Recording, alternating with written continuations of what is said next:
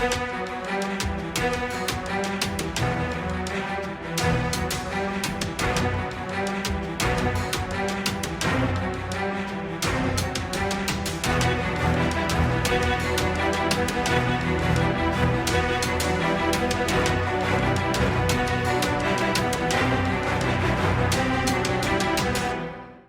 ह्या इंद्रलोकच्या परिसरामध्ये गुणरत्न सदावर्ते आलेले रिक्षाचे आंदोलक आहे, जे रिक्षा मराठीच्या विरोधामध्ये जे रिक्षा चालक आहे यांना भेट देण्यासाठी आले होते। या नेमक्या भेटीच्या दरम्यान मनसेचे 5 कार्यकर्ते आले आणि त्यांची जी काय भेट आहे ती हाणून पाडली आणि पुढच्या 10 मिनिटांमध्ये गुणवर्ते सदावर्त्यांना पाठचं पाऊल टाकण्यासाठी आले।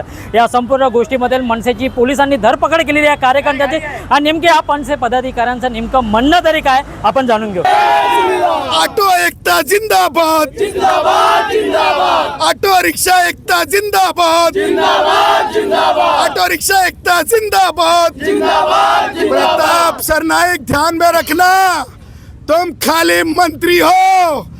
जब उद्धव की सरकार थी उस समय हम कष्टकरियों के लिए जो है 17 दिन चल रहे वो संघर्ष है हमारे इतिहास में, हमारे इतिहास में टेंडर वाला संघर्ष और टेंडर वाली आज़ादी नहीं, हमारे इतिहास में आज़ादी जो है लड़ना है, संविधान से लड़ना है, प्रभु श्री राम के विचारों से लड़ना है, दत्तोपंत ठेंगड़ी के विचारों से लड़ना है।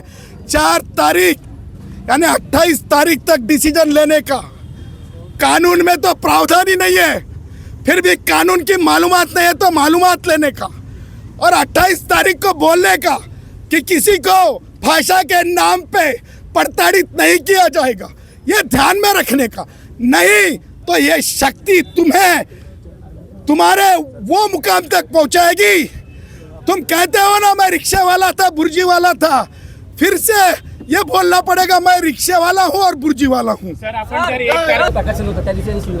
बघा, एक लक्षात घ्या की मी ते बघितलेलं नाही, बघून मी नक्की सांगेन। या भारतीय जनता पार्टीचा कुत्रा आहे, यांना देवेंद्र फडणवीसचा पाठिंबा आहे।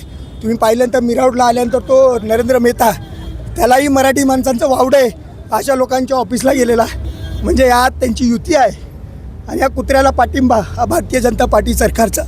माझं एवढंच सांगणं आहे परत एकदा की सन्माननीय राजसाहेबांवर एकही भाषेत टीका करू नको आणि मराठी भाषेला दुय्यम स्थान देऊ नको। परिवहन मंत्र्यांनी घेतलेला जो निर्णय, या निर्णयाला मनसे कोणत्या नजरेने बघते? महाराष्ट्र नवनिर्माण सेनेचा 100% पाठिंबा आहे। 4 तारखेला यांनी मोर्चा केला, त्यांना मी सांगतो या भैया लोकांना तुम्ही गावाकडे जा, पण इथे जर दादागिरी केली तर महाराष्ट्रातल्या सैनिकांची गाठ आहे। स्वतः सदावर्ते बोलले की जर मनसेने कायदा हातात घेतला तर आम्ही त्यांना कायद्याने उत्तर देऊ, त्या नजरेने कुठले बघता तुम्ही? त्याच्या अंगावर जेवढे केसेस नाही ना तेवढे महाराष्ट्र सैनिकांच्या अंगावर केसेस आहेत, त्यामुळे त्याने बघावं की कायद्याने चालायचं की कायदा नाही। कायदा आहे ना, सरकारने सांगितलं ना कायदा मराठी भाषेचा आत्मसन्मान करायचा, मराठी भाषेला दुय्यम स्थान द्यायचं नाही। सचिनजी, तुम्हाला पोलिसांनी खूप अडवलेले तर काय सांगणार?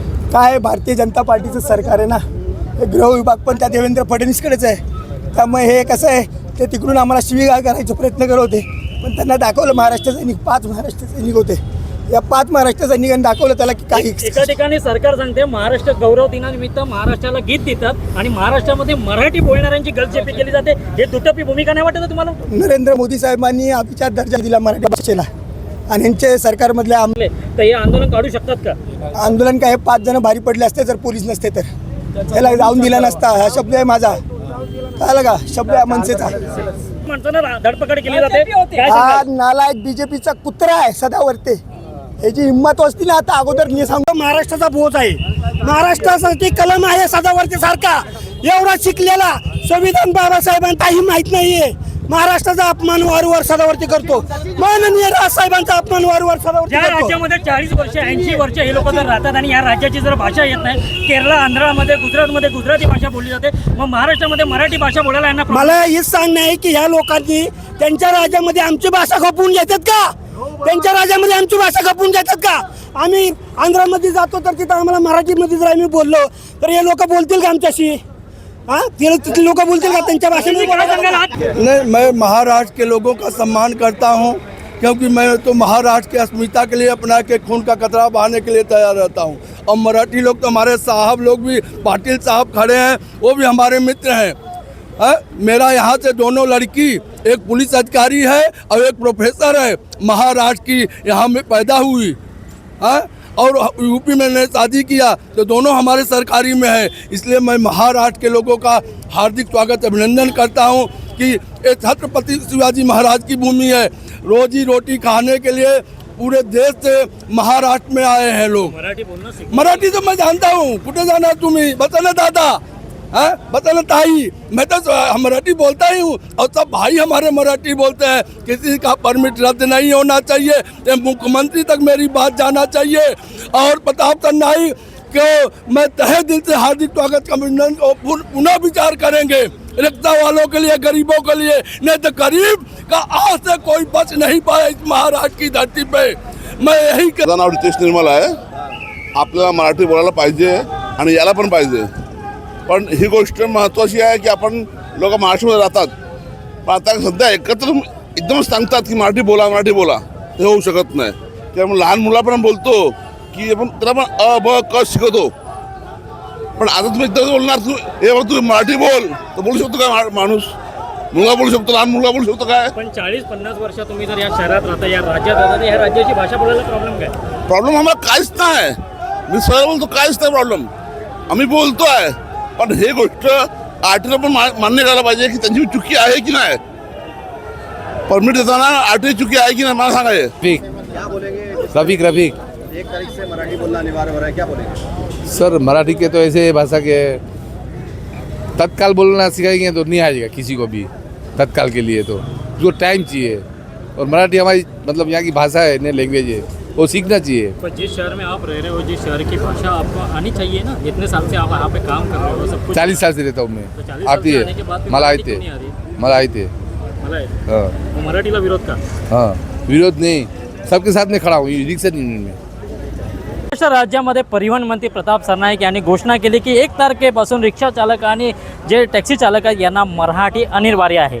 या संपूर्ण गोष्टीच्या विरोधामध्ये रिक्षा चालक तर होते, पण त्यांच्या मदतीसाठी सदावर्ते जे वकील आहेत हे स्वतः रस्त्यावरती उतरले आणि त्यांनी गेल्या काही दिवसापासून प्रताप सरनाईक यांच्या विरोधामध्ये जी त्यांनी घोषणाबाजी केलेली आणि जे आंदोलन छेडलेलं आहे, ते आंदोलनामध्ये आज एक नवीन ट्विस्ट आलू शकतो की मीरा भाईंदर शहरामध्ये, ज्या शहरातून परिवहन मंत्री प्रताप सरनाईक आमदार झाले, त्या शहरामध्ये आज ते स्वतः आले। भाजपाचे आमदार नरेंद्र मेहता यांनाही भेट देण्यात आली, त्यानंतर रिक्षा चालकांना भेट देण्यात आली आणि खडे आश्वासन दिलं की उपमुख्यमंत्र्यांना सांगण्यात आले की परिवहन मंत्री प्रताप सरनाईक यांनी आपला जो हा कायदा हा लवकरात लवकर मागे घ्यावा, नाही तर ह्या संपूर्ण महाराष्ट्रामध्ये जी काही गोष्टी घडतील याला जबाबदार तुम्ही असाल। या संपूर्ण गोष्टीच्या बाबत नेमकं त्यांचं म्हणणं तरी काय होतं आपण जाणून घेऊ। आणि यासोबत त्यांनी राज ठाकरे यांनाही डिवचलेलं आहे, कारण मनसेने सांगितलेलं आहे की जे रिक्षावाले मराठी बोलणार त्याच्यावरती आम्ही स्टिकर करू आणि त्यांना आम्ही आमच्या भाषेत शिकवू।